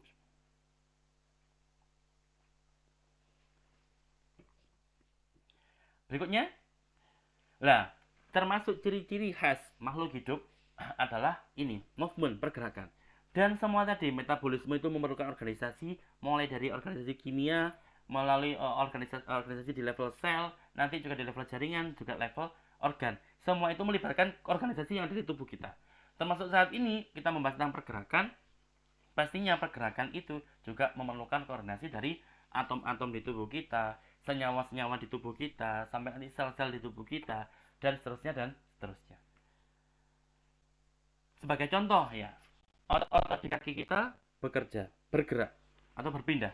Otot-otot yang ada di kaki kita itu akan menggerakkan kaki kita sehingga otomatis tubuh kita ikut nanti akan terbawa, berpindah dari tempat lain, tempat satu ke tempat yang lain. Jadi semata-mata yang bergerak siapa? Yang bergerak adalah otot-otot di kaki. Otot-otot di kaki menggerakkan kerangka-kerangka di kaki, kemudian akibatnya kaki itu bergerak, yang awalnya tadi kita mungkin ada di Malang 5 jam kemudian kita jalan kaki menuju Tulungagung, atau sebaliknya yang mungkin 5 jam tadi kita masih di Malang, mungkin 3 jam lagi kita sudah ada sampai di Pasuruan. Itu semuanya notabene merupakan akibat dari pergerakan kaki, otot-otot yang ada di kaki. Sama juga di dalam sel, di sel itu ada tulang juga, namanya cytoskeleton atau tulangnya sel, yang mana kalau mereka bergerak itu bisa jadi membuat sel itu juga pun bergerak. Contoh yang terjadi pada amoeba. Amoeba itu bisa bergerak dari satu tempat ke tempat yang lain karena apa? Karena pergerakan cytoskeleton yang mereka miliki. Jadi intinya makhluk hidup itu bisa bergerak, dan sel sebagai unit terkecil kehidupan itu pun juga memiliki sifat untuk bisa bergerak. Nanti teman-teman juga akan belajar ketika kita membahas tentang sistem imunologi, ada sel-sel di tubuh kita yang dia itu bisa bergerak dengan luar biasa. Yang tujuannya apa? Yang tujuannya untuk mengejar infeksi. Ya, kalau ada bakteri-bakteri baru yang tidak kita undang, maka dia supaya nggak menimbulkan penyakit di tubuh kita, ya tidak sempat menjadi wasilah, ya. Dia akan dikejar oleh sel imun, kemudian setelah dikejar, ditangkap, dimakan, ya. Dimakan dulu, di fagositosis. kemudian setelah dimakan, kalau yang makan ini merasa nggak kuat karena terjadi jumlahnya banyak sekali, si sel yang makan tadi namanya contohnya makrofag itu akan memanggil sel imun lainnya untuk membantu dia bisa menelisir bakteri atau virus-virus yang perlu menginfeksi tubuh kita. Jadi itulah cara kerja tubuh kita. Sel bisa bergerak karena sel termasuk unit kehidupan yang baik. Kemudian juga setelah kita makan daging misalkan, atau kita makan makanan yang makanan itu mengandung lemak, maka normalnya kantong empedu kita itu akan berkontraksi. Ya. Dia berkontraksi untuk apa? Untuk kemudian melepaskan atau merilis empedu, cairan empedu kita ke usus kita, saluran pencernaan kita, supaya apa? Supaya ikut membantu lemak-lemak yang masuk tadi. Jadi itu proses. Jadi itu proses pergerakan. Yang tadinya kantong empedu itu diam saja, karena tadi aksinya berupa makanan, maka dia akan berkontraksi, kemudian akan melepaskan atau mengeluarkan cairannya pastinya untuk apa? Untuk membantu menghancurkan bahan-bahan makanan yang barusan kita makan, terutama lemak yang akan dibantu dihancurkan oleh cairan empedu. Jadi itu termasuk tanda bahwa kita makhluk hidup karena kita bisa bergerak, pun juga sel sebagai unit terkecil kehidupan kita itu pun juga bisa bergerak sebagaimana kita individu yang lebih kompleks. Tumbuh juga. Nah, tumbuh ini teman-teman harus tahu bahwa tumbuh ini spesifik. Bedakan nanti ada tumbuh, ada diferensiasi. Tumbuh itu identik dengan pertambahan ukuran badan atau bertambahnya ukuran tubuh yang merupakan hasil dari pertambahan ukuran sel. Jadi kita semakin tinggi dari bayi menjadi anak-anak, dari anak-anak menjadi dewasa, dari dewasa menjadi tua nanti. Itu semua disebabkan kita semakin tinggi, kita menjadi semakin tinggi. Bayi tinggi jadi remaja, remaja tinggi adalah dewasa. Dewasa mungkin tingginya sudah tidak bertambah karena memang saat itu kita sudah tidak tumbuh, ya, tidak tumbuh lagi ke atas. Tapi bisa jadi kita malah berkurang. Yang tadinya malah bertambah tinggi, nanti ketika sudah melewati garis dewasa, kita mulai sedikit berkurang. Tapi kalau mulai bayi sampai dewasa itu cenderung ketinggiannya bertambah. Mengapa kok ketinggiannya bertambah? Karena ukuran sel-sel di tubuh kita pun juga bertambah. Mereka bertambah sehingga tubuh kita yang seolah-olah seperti kantong, ya, kantong isinya banyak sel. Karena sel di dalamnya itu bertambah, maka ukurannya, maka kita pun sebagai dari kantongnya itu pun juga memiliki atau bertambah juga ukurannya. Termasuk kalau sel di tubuh kita itu bertambah jumlahnya, maka kita pun juga akan sedikit lebih besar ataupun lebih tinggi. Nah, kalau bertambah dua-duanya, baik bertambah jumlahnya maupun bertambah ukurannya sel-sel di tubuh kita, maka lagi-lagi kita sebagai kantong tadi itu pun juga akan bertambah tinggi ataupun bertambah gemuk. Ya. Atau bahkan kadang-kadang juga bisa diartikan tumbuh adalah seringkali kan antar sel dengan sel yang satu lainnya itu kan ada ruang antar sel. Ya, jadi di antara sel satu dengan sel yang lainnya itu ada ruang antar sel. Sebagaimana contoh kalau teman-teman lihat rumah, ada bangunan rumah dengan rumah satu dengan rumah yang lainnya, kadang-kadang ada yang nempel tembok dengan tembok. Tapi juga ada antara tembok satu dengan tembok yang lain itu ada ruang kosong. Sama dengan di sel kita, di sel tubuh kita pun juga ada antar sel dengan satu dengan sel yang lainnya itu nempel banget. Tapi kebanyakan sel dengan sel yang lainnya itu nempelnya itu nggak sempurna, sehingga ada ruang-ruang antar sel, dan itu disengaja, ya, karena memang itu penting. Ya. Kadang-kadang tumbuh itu juga bisa disebabkan karena ada material-material yang tersimpan di ruang antar sel ini lah yang bertambah. Contoh misalkan apa? Di tulang, ya. Pada tulang itu di beberapa ruang antar sel itu ditumbuhi oleh terdapat banyak material, yang material itu lah yang menambah ukuran daripada tulang. Ya. Yang tidak saja menambah tapi juga memperkuat tulang. Sehingga kalau tulangnya tambah panjang, ya, misalkan tulang kaki kita tambah panjang, maka kita yang punya tulang itu juga akan lebih tinggi. Lagi-lagi organisasi, ya, jadi selalu seperti itu, ya. Nah, yang terakhir adalah diferensiasi. Bukan terakhir, ini yang kelima. Diferensiasi itu berarti sel itu yang tadinya adalah sel A, dia akan berubah menjadi sel turunannya dia dengan fungsi yang baru, ya. Jadi dia yang awalnya tadi tidak spesifik fungsinya mungkin dia sangat umum, dia bisa membelah diri, berkembang menjadi banyak jenis sel yang lain, fungsinya masih sangat umum, tapi semakin dia berkembang lebih lanjut, dia akan memiliki fungsi yang lebih spesifik. Ya. Jadi diferensiasi identik dengan menjadi sel yang lebih spesifik fungsinya. Yang awal itu disebut sebagai prekursor. Prekursor nanti bisa berkembang biak menjadi sel-sel yang lainnya, ya, yaitu misalkan sel yang matang atau sel dewasa. Nanti akan saya tunjukkan contohnya.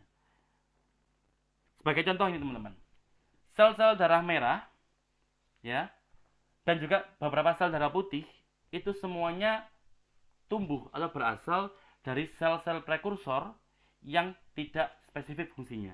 Ya, jadi dia ada sel prekursor, ada sel awalan, yang sel ini belum memiliki fungsi yang spesifik, tapi nanti kemudian dia akan berkembang atau berdiferensiasi, baru dia nanti akan memiliki fungsi untuk menjadi sel darah putih ataupun sel darah merah. Sel darah merah fungsinya untuk mengangkut oksigen.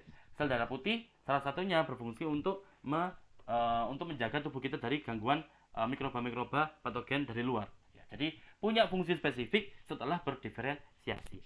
Tapi sebelum berdiferensiasi, dia belum memiliki sifat yang spesifik. Atau contoh seperti ini, teman-teman.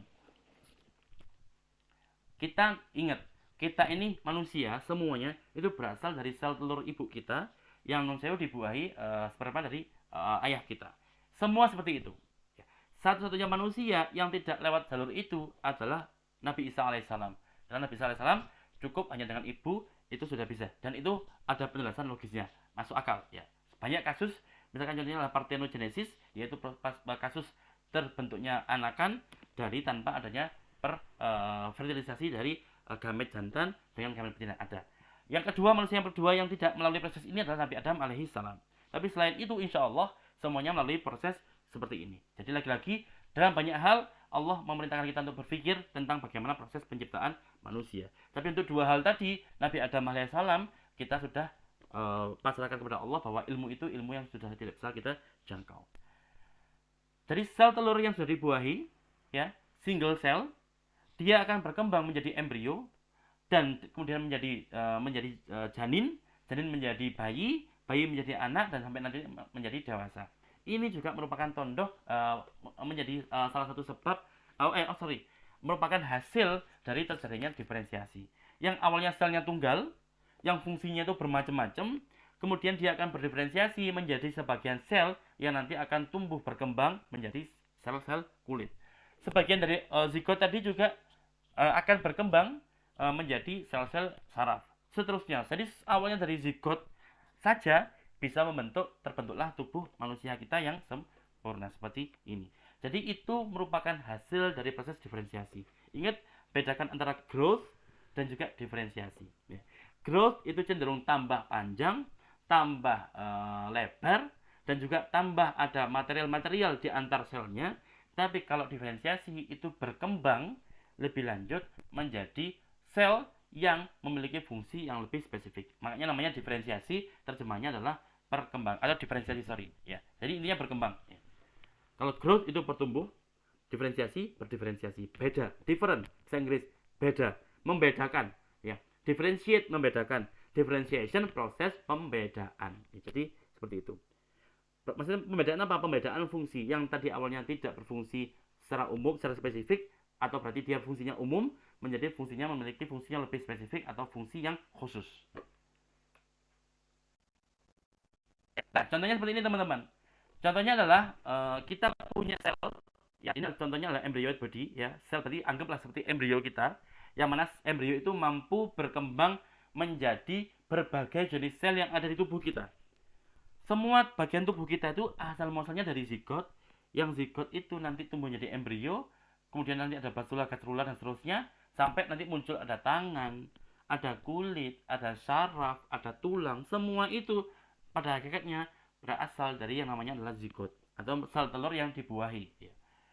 Kemudian sering berjalannya waktu, sel-sel ini nanti yang di sini, sel ini mampu berkembang, sebagian akan menjadi mesodermal, sebagian akan menjadi jaringan endodermal, dan sebagian akan berkembang menjadi jaringan ektodermal. Jadi endodermal itu dari lapisan tubuh kita, kemudian seperti misalkan paru-paru, kemudian ada kelenjar tiroid kita, ada pankreas. Bagian-bagian dalam tubuh kita itu asalnya dari garis keturunan endodermal.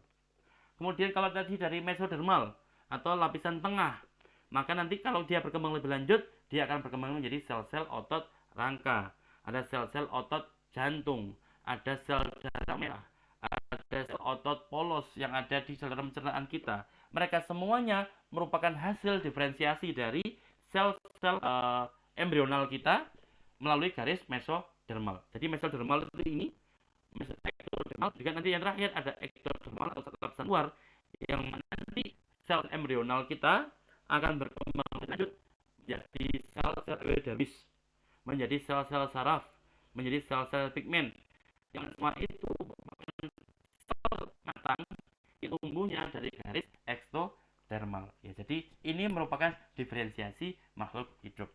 Dulu kita yakin, para ilmuwan yakin bahwa sel itu hanya berkembang ke arah sini, dari embrional berkembang ke arah matang, ya, ke arah yang lebih matang. Ternyata saat ini teman-teman itu bisa dibalik, ya. Ternyata kita tuh bisa membalik yang sel-sel ya, yang tadi ada sel otot rangka, sel otot jantung, sel otot sel tubul yang ada di ginjal, sel darah merah, itu sel-sel yang matang setelah dewasa, itu dia kita balik lagi kembali ke posisi yang memiliki kemampuan untuk berkembang jadi berbagai macam jenis sel. Namanya apa prosesnya? Proses namanya adalah reprogramming, ya. Makanya reprogramming genes, ya. Jadi untuk bisa membalikkan kondisinya, maka kita perlu menggunakan beberapa gen, yaitu reprogramming genes. Contohnya adalah gen OCT4, gen KLF4, gen SOX2, dan juga yang terakhir ada CMYX, ya. Gen-gen yang paling ditentukan untuk mengubah sel yang tadi itu kembali menjadi sel yang pluripotent. Namanya disebut sebagai induced pluripotent stem cell, ya. Jadi induced pluripotent stem cell itu merupakan sel-sel pluripotent yang dibuat dengan cara mereproduksi sel yang dewasa. Jadi bisa kita balik sekarang, ya. Bahkan sekarang itu pun juga berkembang ilmu baru, namanya adalah transdifferentiation, ya. Bukan dediferensiasi tapi transdifferentiation. Kita bisa mengubah sel yang dewasa satu menjadi sel dewasa lainnya tanpa harus lewat proses ini, proses namanya adalah transdiferensiasi. Nanti akan kita bahas di pertemuan berikutnya. Jadi ini merupakan organisasi tubuh, bahwa tubuh kita itu terdiri dari banyak atom. Banyak-banyak atom tadi dengan organel-organelnya membentuk sel, dan sel nanti akan membentuk jaringan-jaringan kita. Ada sel pankreas, maka dia pasti akan bersama sel-sel pankreas lainnya akan membentuk jaringan, namanya jaringan pankreas. Insya Allah nanti akan kita amati juga jaringannya bagaimana tampilnya ketika dia sehat, ketika dia sakit. Kemudian juga nanti sel-sel, misalkan sel-sel otot polos, maka dia pun nanti bersama sel-sel otot polos lainnya akan bersama-sama membentuk sebuah kompleks yang lebih kompleks, yang namanya adalah jaringan otot polos yang ada di saluran pencernaan kita. Atau juga ada otot-otot jantung, maka sesama otot jantung dengan otot jantung lainnya akan membentuk kompleks yang jauh lebih kompleks daripada dia, yaitu jaringan jantung. Seterusnya nanti jaringan jantung bersama dengan jaringan-jaringan lain membentuk struktur yang lebih kompleks, namanya adalah organ jantung. Jadi itulah organisasi dari yang paling kecil sampai nanti organisasi organ. Dan organ dengan organ lainnya akan membuat kita menjadi manusia yang berfungsi normal atau manusia yang sehat.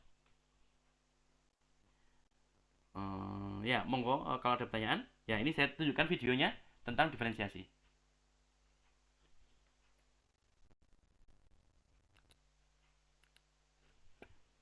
Ya. Mammalian development begins with the fusion of egg and sperm to form a single-cell embryo called the zygote. As an embryo develops into an adult organism, cells become committed to Mohon maaf specific Pak, cells. suaranya putus-putus. Oke, terima kasih. Ini mungkin karena suaranya bertabrakan dengan suara Dian. Kalau di saya lancar. Sebentar. Mungkin sekalian nggak pakai suara saja ya, biar saya bisa menjelaskan.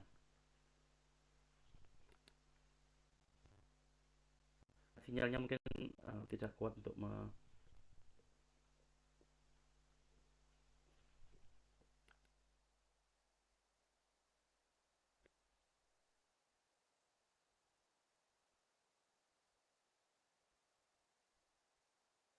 ya.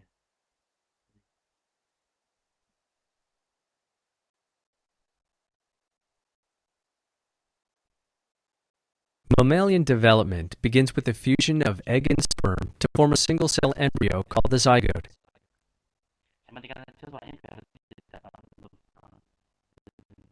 Jadi intinya adalah tubuh kita asalnya adalah satu sel, kemudian yang dibuahi oleh sperma daripada orang tua laki-laki. Kemudian nanti sel itu yang sel telur yang sudah dibuahi akan terus berdiferensiasi menjadi sampai saat ini adalah titik blastosis.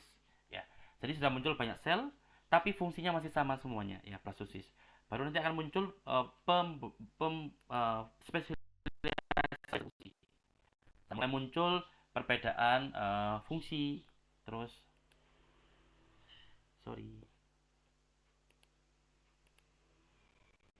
kemudian dari sel yang sama tadi akan berkembang. Tadi ada ektodermal, ada mesodermal, ada endodermal. Sebagai contoh, yang endodermal itu nanti akan menjadi pankreas, ya. Kalau kemudian yang mesodermal sama seperti itu ya, jadi mohon nanti dikoreksi. Kalau yang mesodermal sel darah merah. Kemudian nanti yang ektodermal adalah sel saraf. Mari kita cek dulu.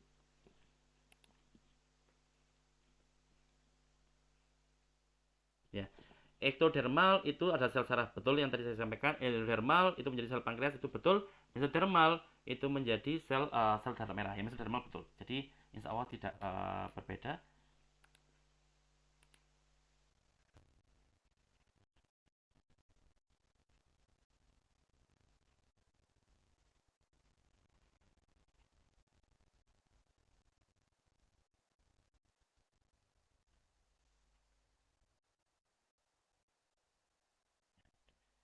Melihat di sini bahwa sel ini itu memiliki sifat pluripoten, yang berarti dia itu bisa membelah dirinya dengan luar biasa bagus. Jadi sel ini memiliki kemampuan untuk membelah diri dengan sangat bagus, termasuk sel ini mampu atau memiliki kemampuan untuk berkembang menjadi semua sel yang ada di tubuh kita. Jadi dia sangat mampu untuk bisa menjadi sel saraf, menjadi sel lain sebagainya, ya. Oleh karena itu dia nanti bisa berkembang menjadi berikutnya, yaitu sel yang tingkat kemampuannya itu tidak sebagus dia. Maksudnya lebih spesifik. Intinya apa? Semakin ke kanan nanti teman-teman, selnya berarti semakin spesifik fungsinya. Lanjut.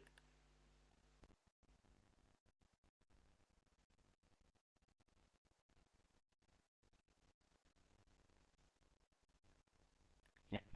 Jadi teman-teman lihat di sini, sel yang paling kiri itu adalah memiliki sifat pluripoten. Berarti dia mampu berkembang menjadi berbagai jenis sel yang ada di tubuh kita.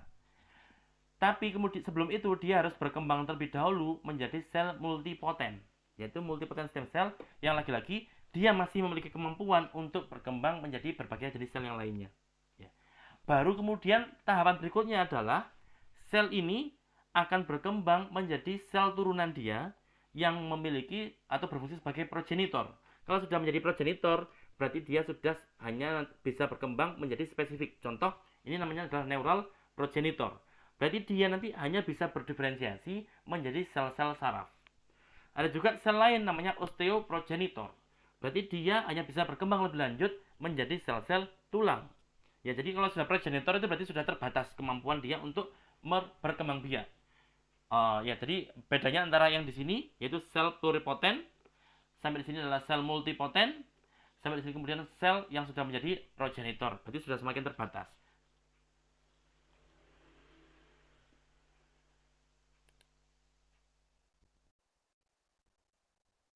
Lalu nanti dia berdiferensiasi menjadi sel saraf, yang mana sel saraf itu sudah merupakan sel yang berfungsi sebagai saraf secara sepenuhnya.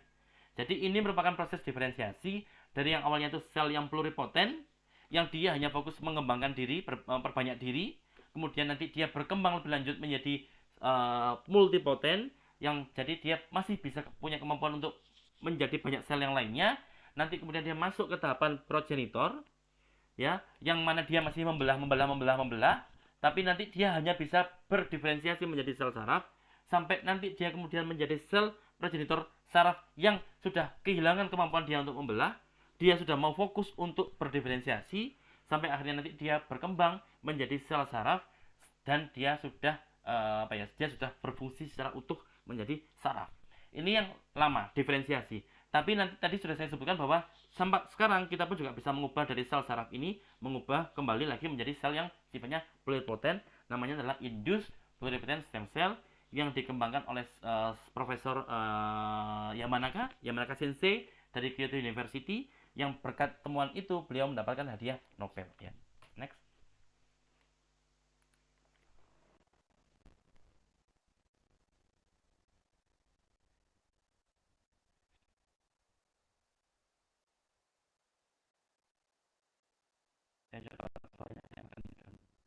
Cell identity. Epigenetic changes are non-genetic changes that affect the reading of DNA without altering the DNA sequence. Gene expression is high. Ya, dan semua proses tadi, proses diferensiasi kita tadi, semua proses diferensiasi sel kita itu semuanya difasilitasi oleh yang namanya adalah DNA kita. DNA kita lah yang mengontrol bagaimana tubuh kita diarahkan. Kita sekarang waktunya tumbuh, maka akan ada bagian DNA yang namanya gen yang akan diubah atau dibaca atau ditranskripsi, sehingga nanti lama-lama akan diperoleh protein tertentu yang berfungsi untuk pertumbuhan.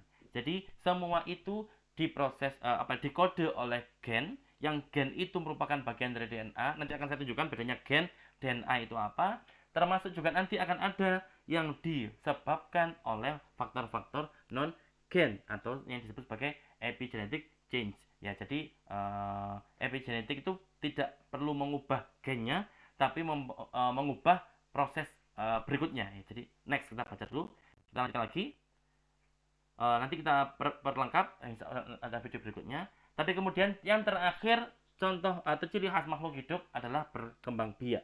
Maka sel sebagai unit terkecil pun, sel sendiri, meskipun sel itu kita taruh di luar tubuh kita, sel itu masih bisa tetap bereproduksi, termasuk ketika kita tumbuhkan dia di cawan Petri, dia pun juga bisa berkembang biak, ya. Jadi seperti itu. Langsung kita sekarang simpulan dari semua penjelasan kita tadi, bahwa tubuh kita itu tersusun atas organisasi-organisasi yang lebih kecil.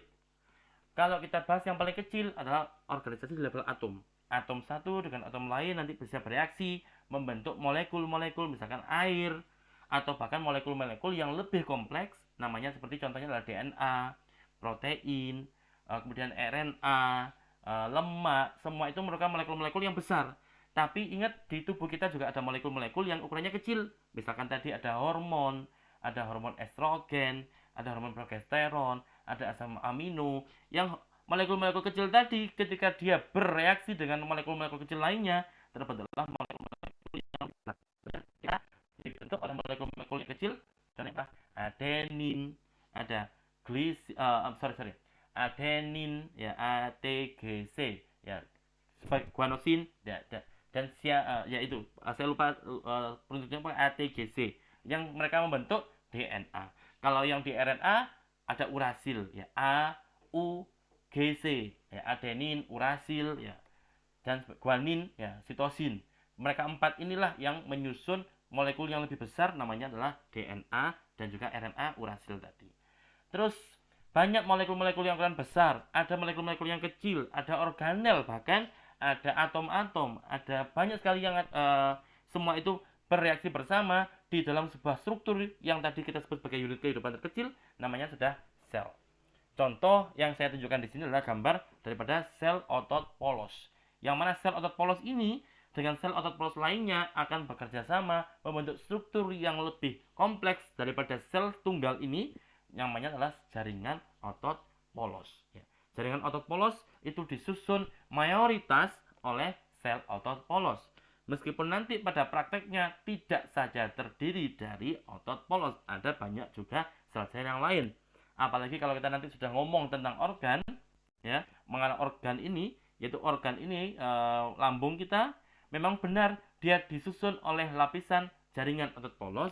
Tapi yang namanya organ itu berarti dia disusun oleh banyak jaringan, termasuk juga ada jaringan epitel, ada jaringan pengikat, ini juga ada jaringan pengikat, yang semuanya saling bekerja sama, saling sinergis membentuk organ yang kita sebut sebagai organ lambung. Jadi tubuh kita yang saat ini kita lihat sebagai tubuh satu ini, sebenarnya mereka atau kita bisa hidup normal, sehat, karena organisasi-organisasi di level banyak ini pun juga normal ya. Jadi nggak heran ketika semuanya normal, maka manusia pun menjadi tampak normal karena tubuh kita itu terdiri dari banyak organisasi yang kalau sehat, organisasi-organisasi yang lebih kecil, maka tubuh kita pun juga menjadi sehat. Contoh, Indonesia bisa jadi negara yang baik kalau di level kabupaten baik, di level RT baik, di level provinsi baik, maka semuanya baik, maka Indonesia pasti juga akan tampak baik. Tapi sebaliknya kalau misalkan anggaplah di Malang ada gangguan, ada korupsi besar misalkan, naudzubillah min dzalik, insya Allah nggak ada. Tapi kalau seandainya ada, maka tubuh yang kelihatannya normal tadi bisa juga menjadi tubuh sedikit kelihatan sakit. Misalkan karena ada bagian tertentu di tubuh itu yang kurang baik, sehingga secara utuh pun juga akan kelihatan tidak baik. Inilah level organisasi struktural di tubuh manusia. Nah, lantas sekarang kita membahas, karena kita sudah masuk jam praktikum, kita mulai membahas tentang ini sedikit. Apa bedanya atom, kayak tadi, atom dengan molekul, yang tadi saya tunjukkan molekul, ya, atau dengan compound. Ya, bedanya apa? Maka mari kita lihat video ini untuk mengetahui bedanya apa. Let's learn the difference between an atom, a molecule, and a compound. Welcome to Mumu Math and Science. The smallest unit of matter is called an atom. Each atom is made up of smaller particles known as subatomic particles. In the nucleus, or the middle of an atom, are two subatomic particles called the proton and the neutron. The positively charged particles in the nucleus of an atom are called protons. The number of protons in the nucleus is the defining property of an element and is referred to as the atomic number. The uncharged particles in the nucleus are called neutrons. Orbiting the nucleus of an atom is a cloud of negatively charged particles. Ya, sampai di sini masih membahas tentang atom. Jadi atom itu terdiri dari proton, neutron, dan elektron. Kita sekarang masih belum membahas tentang molekul. Kita percepat. The protons and neutrons. The mass of an atom is based on the sum of the mass of the protons and the neutrons. A molecule is when let's learn the difference between an atom is based on the sum of the mass of the protons and the neutrons. A molecule is when you take individual atoms and physically connect them together. Ya, jadi kalau sekarang kita membahas tentang kita membahas tentang atom. Atom itu ya tadi. Atom itu tersusun atas proton, neutron, dan juga elektron. Dan kalau nanti atom satu dengan atom lain, misalkan contoh atom hidrogen, berinteraksi dengan atom hidrogen lainnya, ada dua atom hidrogen, dan nanti ketemu satu atom oksigen, H2O, terbentuklah molekul namanya air. Jadi molekul itu merupakan interaksi atau gabungan beberapa atom. Ya. Are much smaller in protons and neutrons. The mass of an atom is based on the sum of the mass of the protons and the neutrons. A molecule is when you take individual atoms and physically connect them together. The atoms are stuck together by either sharing the electrons, which is a covalent bond. Ini mohon maaf, ini ada suaranya yang bocor, mohon bisa di mute nih. Terima kasih. A molecule like ozone can be two or more of the same atom. Another example is when you stick two hydrogen atoms to one oxygen atom, you get water. In addition, you have compounds. A compound occurs when you combine elements together chemically. But for it to be a compound, these elements must be different. An element is a pure substance consisting of only atoms that have the same number of protons. Chemical elements cannot be broken down into simpler substances by chemical means. You can find Jadi ini atom, ya teman-teman. Atom berinteraksi dengan atom lainnya, ya, itu merupakan molekul. Nah, kalau nanti atomnya itu beberapa atom yang sudah saling semakin besar, semakin berinteraksi dengan yang besar dan beberapa jenis atom yang berbeda, maka itulah yang namanya adalah senyawa. Dan senyawa itu bisa sangat kompleks, bisa senyawa yang sederhana. Mungkin Mbak admin bisa mute rekannya yang suaranya bocor ya. Find all the elements on the periodic table of the chemical elements. An example of a compound would be sugar. This occurs when you take carbon, hydrogen, and oxygen, and you get sugar. Thanks for watching, and remember, kindness multiplies kindness. Be kind. Baik, Dan next, jadi itu tadi bedanya antara atom dengan molekul dengan senyawa. Jadi kita sudah tahu bahwa apa itu atom, apa itu molekul, apa itu senyawa. Intinya apa? Tubuh kita kalau ditinjau paling kecil tadi, maka atom merupakan paling kecil. Atom dengan atom lainnya berinteraksi menjadi molekul. Molekul itu nanti bisa berinteraksi dengan yang lainnya, termasuk tadi kalau kita pecah lagi, dia terdiri dari banyak atom. Yang atom itu bisa berbeda-beda, lebih dari 2, maka namanya menjadi senyawa. Senyawa ada yang sederhana, misalkan contohnya adalah asam amino. Yang kompleks adalah misalkan protein, ya, termasuk itu senyawa yang besar sekali atau molekul yang besar sekali, ya. Jadi jangan bingung antara senyawa dengan molekul. Sebenarnya molekul sama senyawa itu hampir sama, ya. Bedanya kalau molekul itu kalau ada 2 atom yang sama saja, misalkan hidrogen ozon 3, ada ozon 3, maka itu menjadi ada atom. Artinya molekul sama senyawa itu hampir sama. Bedanya apa? Kalau senyawa itu campur. Ada senyawa hidrogen, ada atom hidrogen, ada atom oksigen. Karena dua-duanya berbeda, namanya senyawa. Semakin banyak atom yang berinteraksi, semakin besar pula ukuran senyawanya tadi. Mohon maaf,